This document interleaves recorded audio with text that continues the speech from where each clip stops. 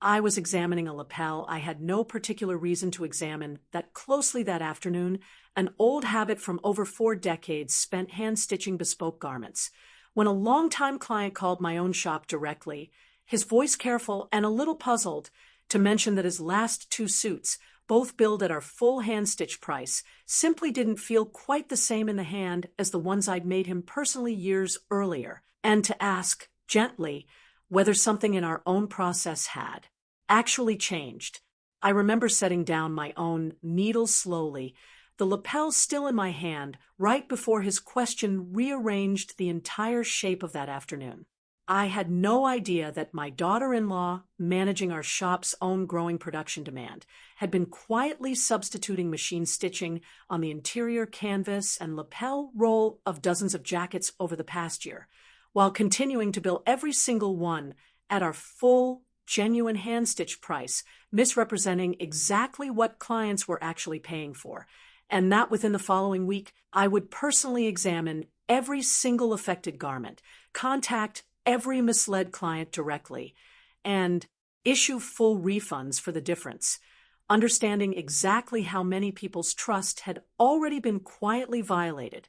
My name is Lucienne Tavistock. I'm 77 years old. I spent over 4 decades as a master bespoke tailor, the kind of career that teaches you that a genuinely hand-stitched garment represents hours of specific, irreplaceable labor a client is knowingly paying a premium for, and teaches you, too, that handing someone authority to manage production is an entirely different thing from handing them the authority to decide which specific promise to a client still actually applies. My husband Osvaldo died 6 years ago, a sudden heart attack while carrying a heavy bolt of fine wool up our own shop's back stairs on an ordinary Thursday afternoon, the kind of routine physical task that gave no warning at all. I remember finding him there, the bolt of fabric still cradled in his own arms. Grief that arrives in the middle of the work you both loved teaches you something particular. It teaches you that the smell of fresh wool can undo you completely for years afterward, and that you learn slowly to keep climbing those same stairs anyway, because the alternative is letting an entire craft and an entire shared life's work go untended. I built our small bespoke shop over 4 decades ago, and built its entire reputation deliberately and patiently around genuine, time-intensive hand-stitching, always charging a specific, honest premium for that particular labor, and always actually delivering it, understanding that a client requesting and paying for hand-sewn construction deserved to receive exactly that, not a machine-finished garment presented as though it were the genuine article. Over 4 decades, that scrupulous honesty built our shop's entire distinctive reputation, something clients specifically trusted and returned for, something no shortcut could genuinely replicate without actually investing the considerable time required. After Osvaldo died, protecting that promise's own careful, continued accuracy, exactly the way I always had, became something closer to sacred to me, the clearest remaining trace of decades spent building something meaningful, in some part, alongside him. Osvaldo and I built our life together slowly, the unglamorous way most honest things get built.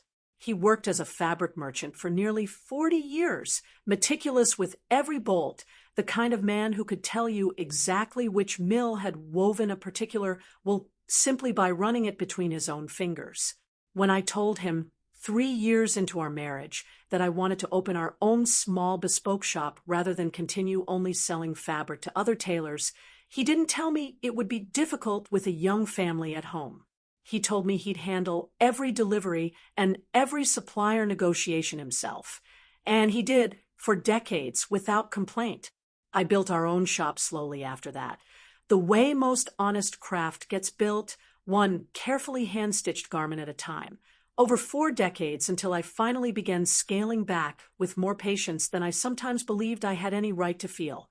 I remember one particular young apprentice early in our own shop's history, a woman convinced she'd never develop the patience required to properly pad stitch a lapel by hand rather than simply pressing it flat and calling it finished, whom I spent an entire year quietly mentoring after our shared evenings at the cutting table, never once mentioning to anyone how much extra time it actually required. She went on to open her own respected bespoke shop for over 2 decades, and years later, a letter arrived thanking me for refusing to let her give up on her own instincts. I think about that letter often now, in a different light than I once did, understanding that quiet, uncredited mentorship had always been the actual substance of my working life, long before I ever imagined needing that same careful instinct applied to protecting my own shop's most meaningful promise.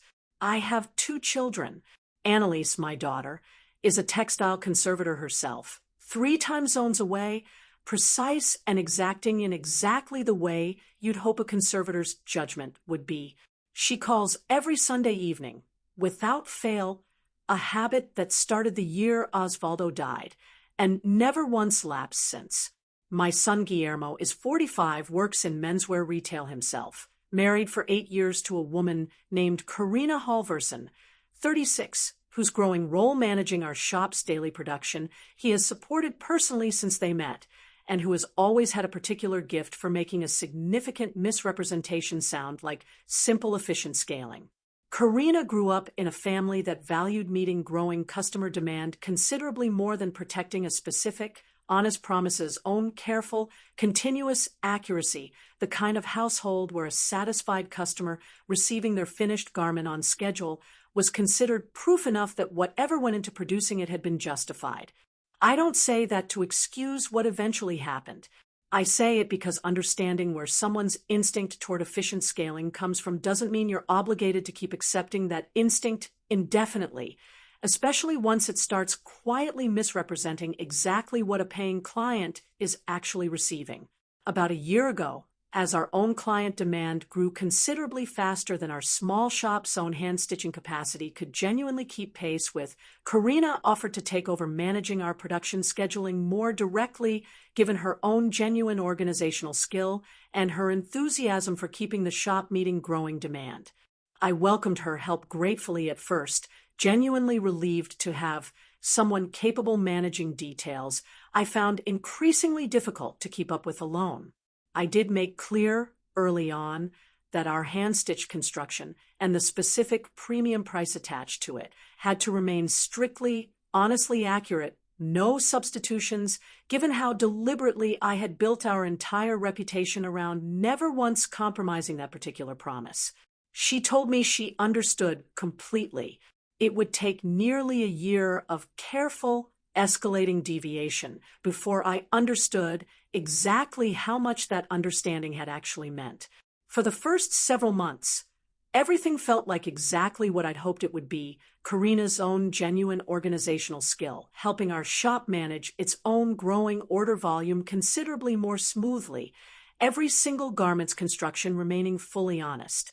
The first time I noticed something beginning to shift was about 4 months in, when Karina mentioned, almost as an aside, that she'd found a way to considerably speed up certain interior construction steps using a specific machine technique that looked nearly identical to handwork once the jacket was finished, framing the substitution itself as simply efficient production rather than a departure from the specific, honest promise I'd actually established.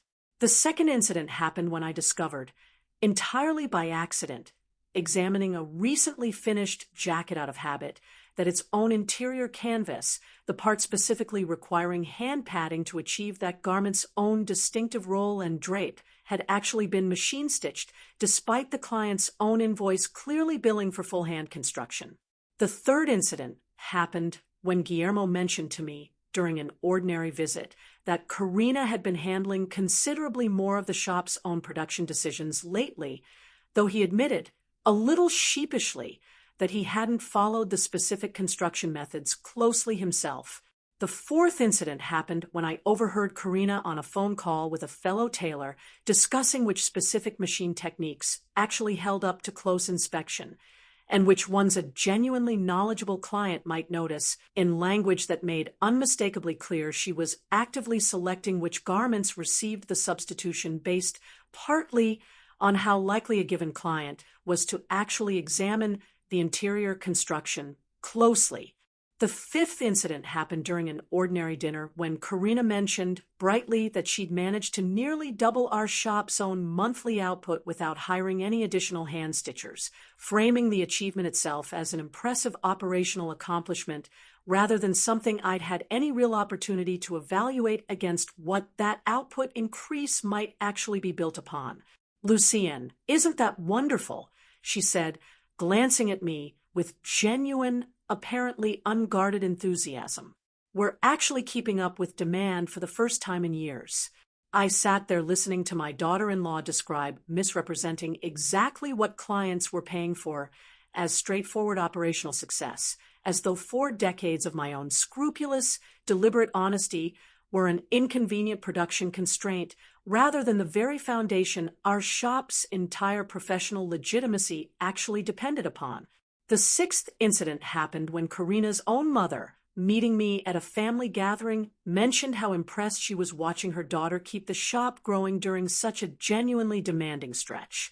"She's always had that gift," she said, beaming for finding creative ways to make a small operation actually scale. I said nothing to correct her.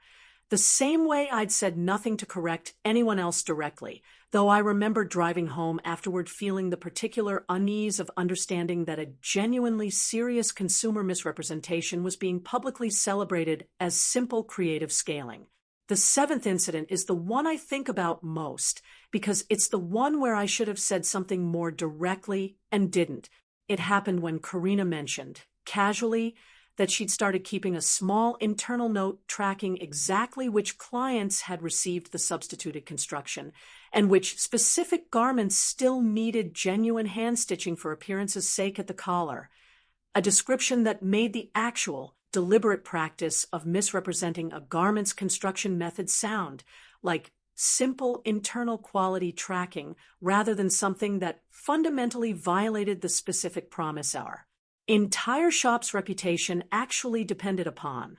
The eighth incident happened when I overheard Karina describing our shop's own growing output to a supplier visiting the workshop as basically her own personal turnaround achievement. Now, language that suggested she'd stopped connecting that growth to the specific promise being quietly compromised in order to actually produce it. I didn't understand, yet that splinters left alone don't disappear. They work their way deeper. I want to tell you that I confronted this early, that I was the kind of woman who draws a firm line the moment something feels wrong. I wasn't. I told myself 100 different stories to avoid dealing with the truth. Karina is just being resourceful the way capable people are during a genuinely demanding growth period. Guillermo loves me even if he doesn't ask more questions about his own wife's process. Clients seem satisfied enough, and that should be enough. I believed every one of those stories, some days more than others, because believing them was easier than accepting that a genuinely serious misrepresentation had been quietly building for months, disguised as simple efficient scaling. There was one afternoon, about a month before everything finally came to a head, when I came close to addressing this more directly. Karina mentioned during an ordinary conversation that next quarter's own order volume projections looked genuinely excellent, framing the entire outlook as an obvious success rather than something built, at least partly, on the same construction substitution I'd already begun quietly suspecting. I sat with that comment for a long moment, feeling something rise up in me that felt very close to the surface, very close to finally saying out loud exactly how uncomfortable this entire situation had made me. Then I thought about Guillermo's own happiness, about how much he valued his wife's operational initiative, about how a direct confrontation might feel like an attack on something he was genuinely proud of her for handling. I let the comment pass and told myself, one more time, that the moment to address this fully hadn't quite arrived yet. Looking back, I understand now that I was wrong about that. The moment had arrived long before. I simply hadn't been ready to stand inside it yet. Then came the phone call. A longtime client. a man I'd personally fitted for nearly 15 years, called my own shop directly on an ordinary Thursday afternoon, his voice careful and genuinely puzzled, mentioning that his last two suits, both billed at our full hand-stitch price, simply didn't feel quite the same in the hand as the ones I'd made him personally years earlier, asking gently whether something in our own process had actually changed. I don't believe anything has changed, I told him carefully, my own confusion beginning to match his own, though I'd like to examine both jackets myself directly. If you're able to bring them by.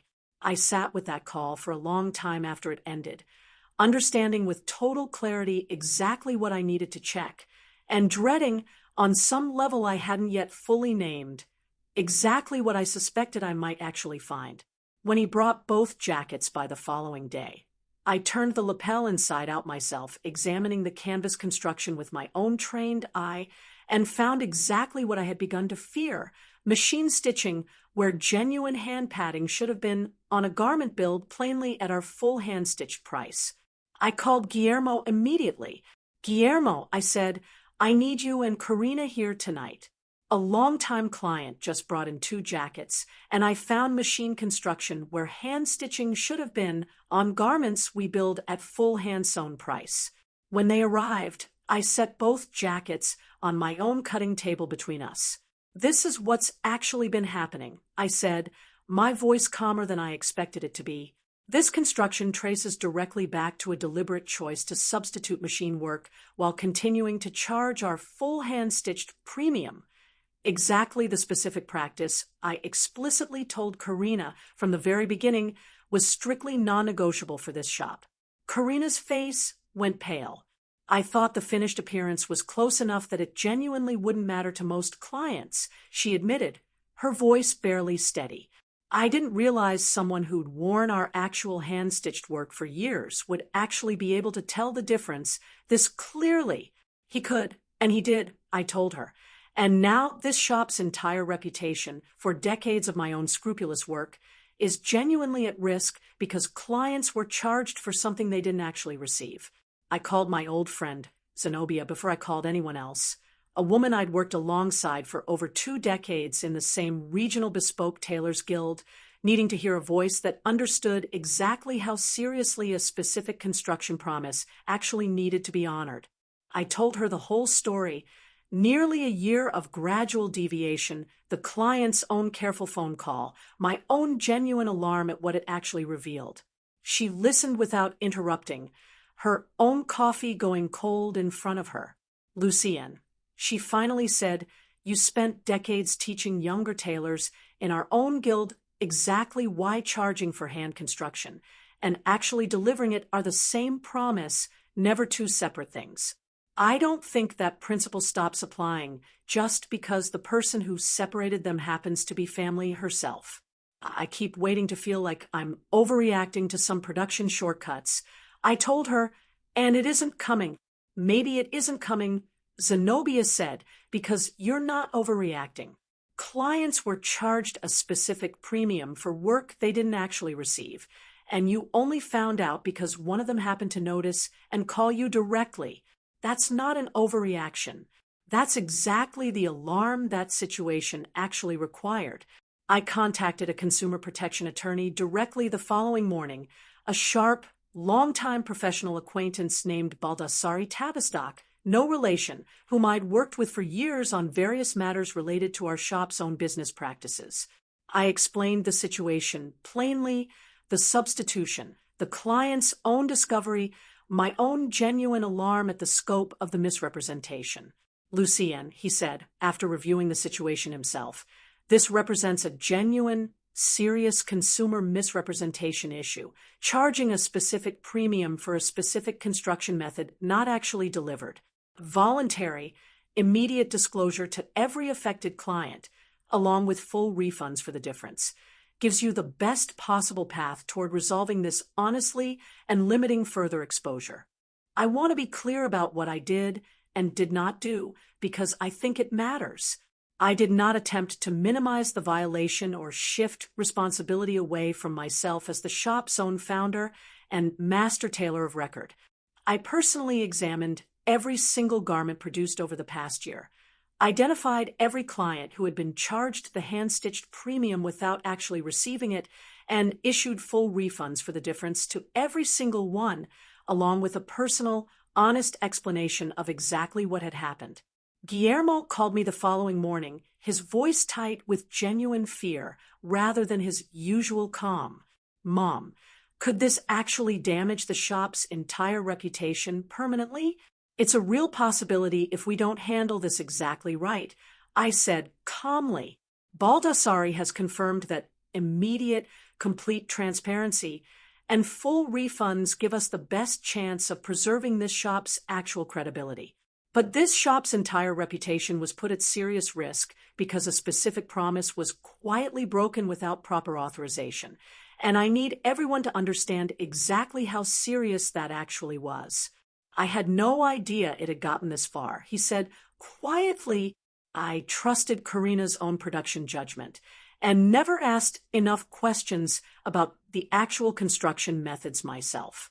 That trust wasn't unreasonable, I told him, but a decision this significant, one that actually risked our entire professional legitimacy, needed considerably more scrutiny than either of us gave it. Karina came to see me alone 2 days later, considerably more subdued than I'd ever seen her, sitting stiffly across from me at my own cutting table. I didn't understand how seriously that specific promise was meant to be honored, she admitted, her voice barely steady. I thought of the finished appearance as basically equivalent, something that mattered less than actually keeping up with growing demand. "It was never simply equivalent," I told her. "It's a specific, honest promise to real clients who trust that premium price completely. Substituting it, even with genuinely good intentions about keeping up with demand, nearly cost this shop decades of professional credibility and nearly cost real clients money for something that wasn't actually what they paid for. I know that now," she said, her eyes filling. "I don't know how I convinced myself that meeting demand and genuine honesty were the same thing." I considered her admission for a long moment before responding. "They're not remotely the same thing, Karina, and the gap between them nearly cost this entire shop its professional standing." Given Karina's full cooperation in the disclosure and refund process and her genuine willingness to understand exactly what had gone wrong, Zenobia Baldassari and I completed the full client outreach and refund process over the following 3 months, ultimately resolving the matter with every single affected client directly and honestly, though at considerable financial cost the shop would spend the following year working to recover from. The weeks that followed were still difficult ones, even after the disclosure process began. Guillermo struggled visibly with understanding how close his own family's shop had come to genuine, lasting reputational damage without his full awareness. Annalise, once she heard the whole story, offered to help with the actual client outreach herself, bringing her own professional conservation background to help make certain every single affected garment was actually properly assessed rather than simply patched over quickly. About 3 weeks after the disclosure began, Guillermo came to see me alone, sitting across from me at my own cutting table. I keep thinking about watching Dad carry those bolts of fabric up the stairs, never once complaining about how much longer real hand construction actually took. He said, "I don't know when I started assuming the premium we charged was just pricing rather than the actual promise protecting this shop's entire legitimacy. Thank you for saying that now." I told him, "Why didn't you ask more questions sooner, before it went this far?" "Because I trusted Karina's production instincts more than I questioned the actual construction methods," he said. "I think I forgot that trusting someone's general operational competence and verifying a specific, honest promise aren't the same thing." Karina and I talked at length several more times over the following weeks, working through not just the practical disclosure, but the deeper misunderstanding that had allowed things to progress as far as they had. I keep thinking about how close I came to actually costing this shop decades of your own professional reputation, she admitted during one of those later conversations. "I know I have complicated feelings about how this happened, Lucienne, but some part of this was just about genuinely wanting to prove I could keep this shop growing during a genuinely demanding stretch. That desire is entirely understandable. I told her gently. I never doubted your genuine operational talent or your commitment to this shop's success. I only ever wanted a decision this significant to receive the same careful scrutiny any honestly priced garment actually requires. She nodded, wiping her eyes, and continued. I've been thinking about everything. She admitted about how easily wanting to prove my own resourcefulness turned into believing meeting demand mattered more than the specific promise that demand was actually supposed to be met within. I think I convinced myself that a satisfied client meant the actual construction method didn't really matter, without ever separating those two very different questions properly. You were never entitled to substitute a specific, honest promise, Karina, I told her. But you were always entitled to bring your own genuine capacity concerns to me directly, to see what might actually be possible within our real commitments to clients. Those are very different paths, and only one of them was ever actually available to you. I don't know how to undo how close I came to costing this shop everything. She said, You don't undo a near miss. I told her. You account for it honestly, which you have, and then you spend considerable time afterward proving through small, consistent carefulness that you understand exactly why that scrutiny mattered as much as it did. We talked for nearly 2 hours that particular afternoon about Osvaldo, about the workshop, about what genuine craftsmanship actually required. I showed her decades of my own original construction notes, the careful, patient documentation Osvaldo, and I used to maintain about exactly what made a genuine hand-stitched garment actually different from a machine-finished one. Karina looked through those notes slowly, her hands careful, before asking if she could help me develop a clear, written verification protocol that made certain every future garment's actual construction was confirmed accurate before it ever shipped at all. By the end of that conversation, something between us had shifted, not fully repaired, but genuinely, honestly begun.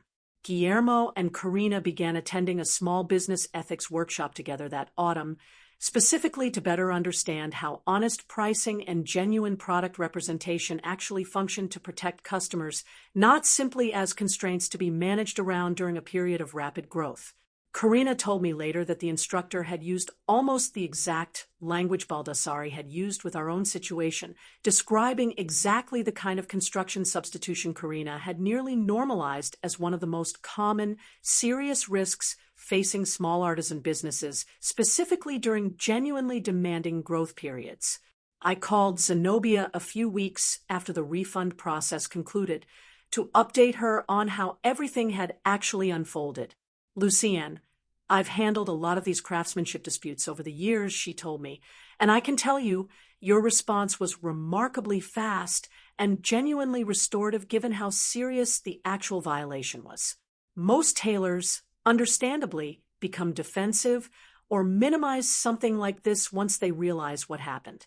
You moved this shop straight toward genuine accountability and repair. Annalise flew in for the holiday gathering that year. The first time in years that both of my children had gathered under one roof at once, my own dining room filled with the smell of a roast and the sound of easy conversation that hadn't existed at any family gathering in longer than I cared to admit.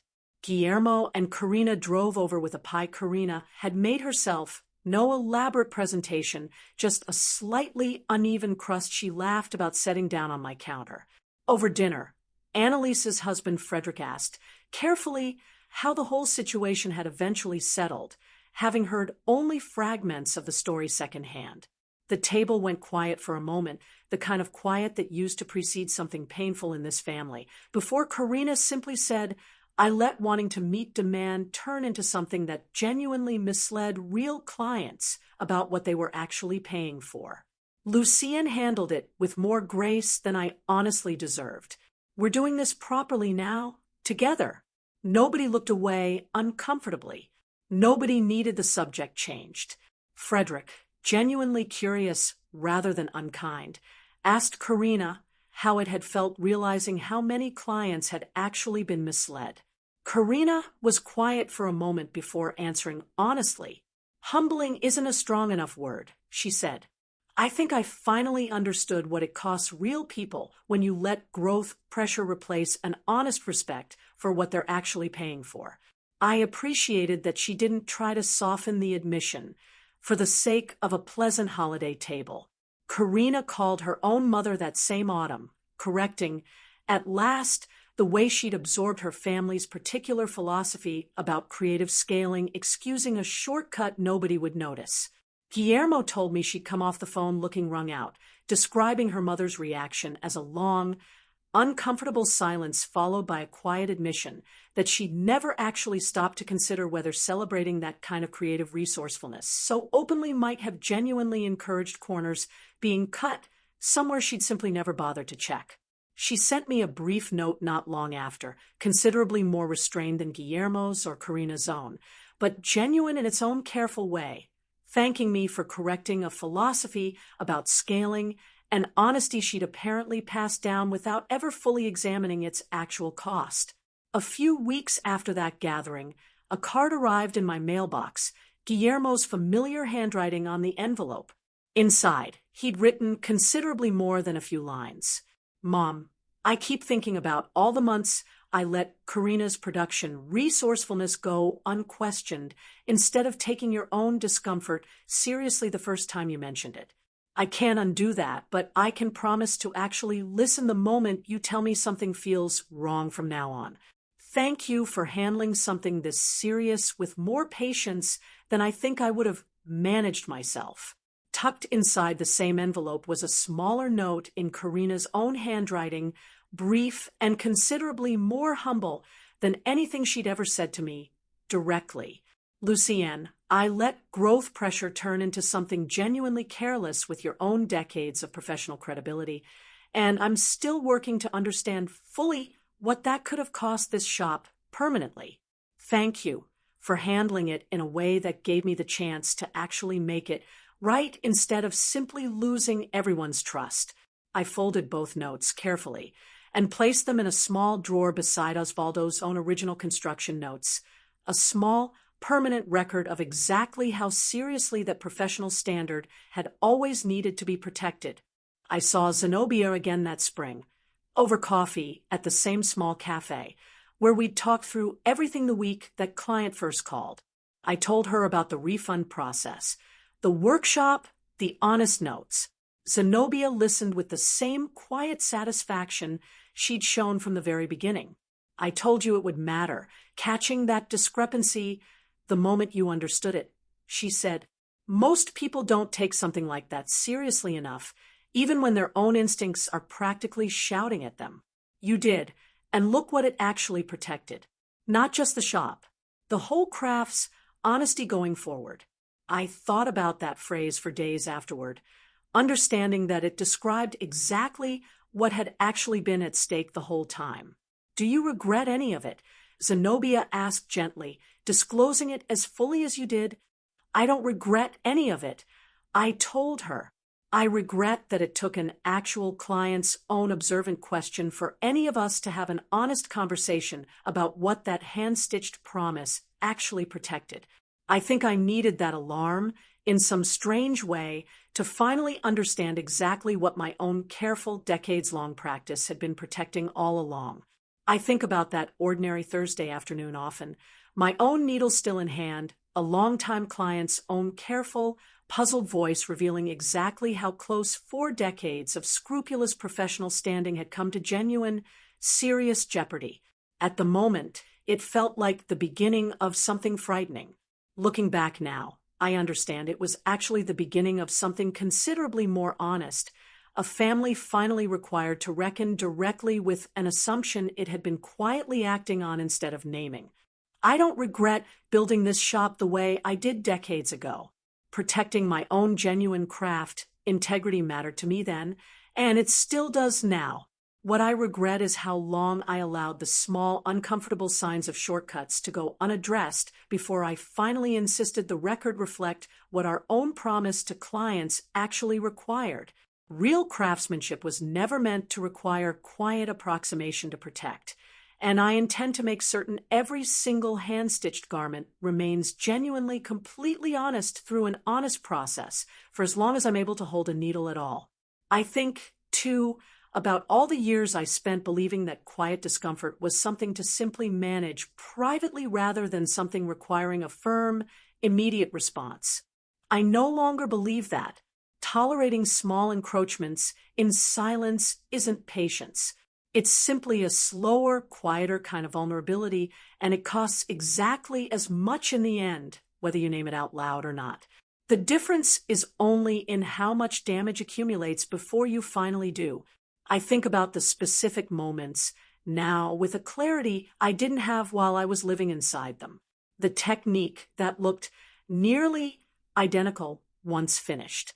The significant jacket with machine construction hidden beneath genuine-looking exterior work. The internal note tracking which clients had received substituted construction. Each one seemed small enough to excuse in isolation. Strung together, they formed something considerably less innocent, a pattern deliberate enough that I no longer believe, looking back, that the eventual discovery revealed an isolated lapse rather than the culmination of nearly a year of careful, escalating shortcuts. Real protection of a promise this significant, I've come to believe, depends entirely on treating your own commitments to clients with the same seriousness you'd want anyone else to treat them with, refusing to let anyone reframe a genuine misrepresentation as casual oversight simply because reframing it feels more convenient in the moment. If a family member needs you to treat your own considered promises as endlessly negotiable based on their own growth pressures, that discomfort is telling you something important, and it deserves an immediate, direct response, not a patient wait-and-see approach. I think of it now the way I used to think about a young tailor genuinely convinced that a technique's finished appearance mattered more than its actual construction. You can believe that if you want to. It never once changes what the client actually paid for, regardless of how convincing the finished appearance happens to look. I think, sometimes, about all those years working with needle and thread, learning that every honest garment depends on actually delivering the specific construction a client paid for, not simply believing your own good intentions can substitute for that specific labor. It took me 77 years and one very ordinary phone call from a longtime client to make absolutely certain that principle was actually being lived out in my own family's shop. I welcomed Karina's help freely, and I would welcome genuine help freely again. But I no longer accept quiet approximation of a specific promise as simply the price of meeting demand during a difficult growth period. If I am the one who built this shop's actual reputation, I intend to remain the one whose actual practice honors every single promise it makes, not because I distrust everyone who helps me, but because pretending my own compliance was ever optional was never actually true. Every garment leaving this shop receives genuinely hand-stitched construction now, exactly the way it always should have, Karina always confirming actual construction methods directly with me now, well before any production decision is even considered, rather than treating that verification as something optional during a busy season. Annalise flew in specially for a recent visit, standing near our own cutting table with genuine warmth on her face, watching Karina ask me detailed, careful questions about a proposed production timeline's actual feasibility before committing to anything further. I felt something settle in my chest that had been unsettled for the better part of a year. I am 77 years old, a widow, a retired master tailor who never quite managed full retirement, a mother and grandmother who still shows up for the people she loves whenever she's needed. But I am no longer a woman who quietly trusts her own shop's professional standing to remain protected simply because it should, without ever formally protecting that standard herself.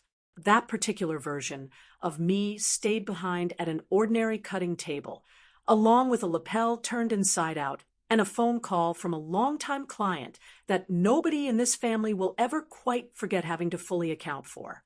I set that needle down that afternoon as one woman, and I picked it back up as another, and I have never once wished myself back into the first one. Sometimes people ask me if I'd do anything differently, if given the chance to go back to the day Karina first offered to help manage our shop's production, knowing everything I know now. I tell them the truth. I would welcome that help again, exactly the same way, because her genuine desire to keep this shop growing was never the mistake. The mistake was assuming that a general understanding alone would naturally protect something as specific and essential as a required honest promise, that decades of carefully built professional credibility could survive on their own weight without anyone occasionally insisting my own actual compliance be honored directly. If I could change one thing, it wouldn't be the trust one extended. It would be the year of small corrections I let slide, corrections I mistook again and again for graciousness rather than what they actually were, a slow and quiet surrender of my own shop's actual professional standard. Guillermo's own daughter asked me once, sitting beside me at my own cutting table during a visit, why hand sewing took so much longer when a machine could do it in a fraction of the time. I told her honestly that a machine stitch and a hand stitch actually moved differently through the fabric, that the hand-padded canvas gave a jacket a roll and a drape a machine simply couldn't replicate, no matter how good it looked at first glance, and that people who paid for that difference deserved to actually receive it, not just something that resembled it closely enough to fool a casual glance. She asked if she could try a few stitches herself, and I let her, guiding her hand slowly through the motion, understanding that showing her the real, patient difference mattered considerably more than simply explaining it in words. My own grandchildren know the whole story now, each one told honestly, exactly what nearly happened to their own grandmother's actual shop, and exactly how that near miss was eventually properly corrected instead. I tell it every single time exactly the same way, unhurried and complete decades of careful, honest craftsmanship, the near-permanent surrender, the eventual honest correction, watching them absorb a history that finally belongs to everyone who actually understands what a genuine professional standard is meant to protect. These days, when anyone asks about the suits still stitched entirely by hand in that same shop, they hear the whole story, decades of careful work, a near miss nobody saw coming, and a shop that learned considerably more urgently than it should have needed to exactly what genuine craftsmanship integrity actually requires. I'm simply, finally, exactly as certain of this shop's protected standing as I always should have been,